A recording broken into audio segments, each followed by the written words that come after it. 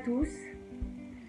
En ces temps difficiles, c'est bien qu'on garde le lien. Et donc moi, je vais tout simplement vous ouvrir les portes de mon petit monde, dans lequel il y a... Qu'est-ce qu'il y a? Il y a de la nourriture. Il y a beaucoup de choses liées à l'enfance, à la magie, mais surtout à l'art, aux médias. Donc je me suis dit quand même qu'il fallait se détendre, rire un peu. Et j'espère que mon rendez-vous vous permettra de découvrir, de redécouvrir, ou peut-être de faire découvrir aux plus jeunes des artistes, des films, des séries, qui sait. Petite précision, cette séquence est réalisée dans un immense studio d'enregistrement, c'est-à-dire chez moi, avec un téléphone, un ordinateur, un logiciel de montage et une perche à ski. Pour commencer, j'aimerais vous parler d'un de mes chouchous, vraiment du cinéma français, c'est monsieur Louis de Funès. Non, il est tard, il faut dormir, hein. Allons. Louis de Funès, il est né le 31 juillet 1914 à Courbevoie. Il a tourné plus de 140 films. Il faut bien dire que les 3/4 étaient des navets. Il avait beaucoup de second rôles et les films ne rencontraient absolument pas le succès. Donc ça ne marchait ni au théâtre ni au cinéma.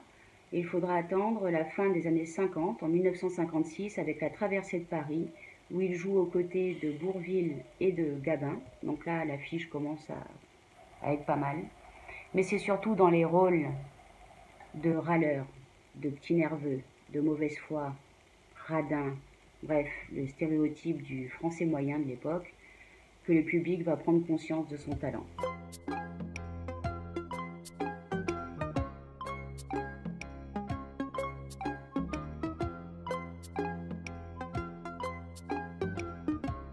Je ne vais pas énumérer tous les films à succès dans lesquels Louis de Funès a joué, mais par exemple, il y a Le Corneau, La Zizanie, Les Grandes Vacances, Hibernatus, Oscar, Joe, la série Les Gendarmes, La Soupe aux choux, L'Avare, il a d'ailleurs réalisé. Il y a aussi La Grande Vadrouille. Celui-là, il faut juste s'arrêter un instant. Ça a été le plus gros succès de Louis de Funès, de Bourvil, du réalisateur Gérard Houry.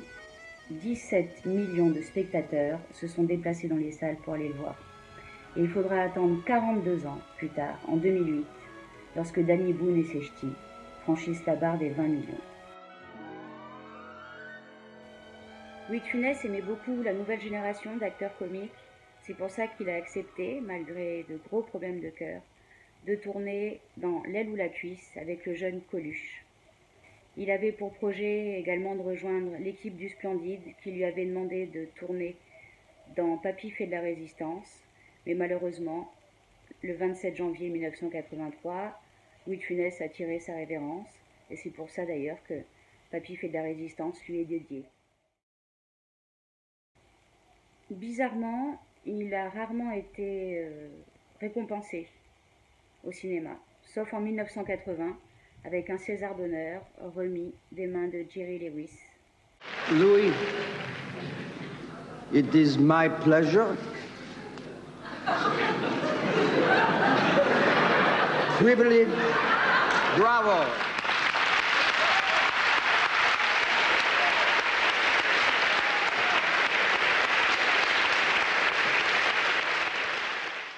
Voilà, j'espère que l'histoire de Louis de Funès vous a plu et vous a donné envie de voir ces films. C'est bon de regarder ces films. Donc je vous embrasse et puis je vous laisse avec lui. Qu'est-ce que je vais devenir? Je suis ministre, je ne sais rien faire.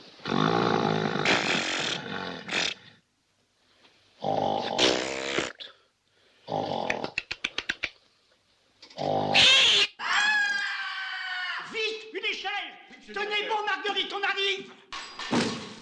Pas d'échelle! Je peux perdre, mais va t'entoyer. Ta gueule! Ah merde alors, comment on dit Comment ça? ça, merde alors? But alors, you are French? Oh.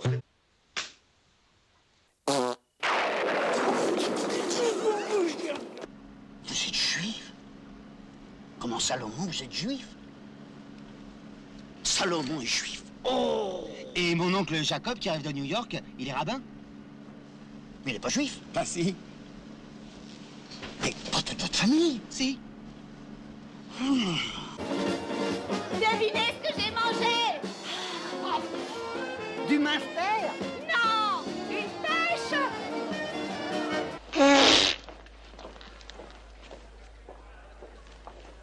Mocheté. En plus, elle est mal élevée.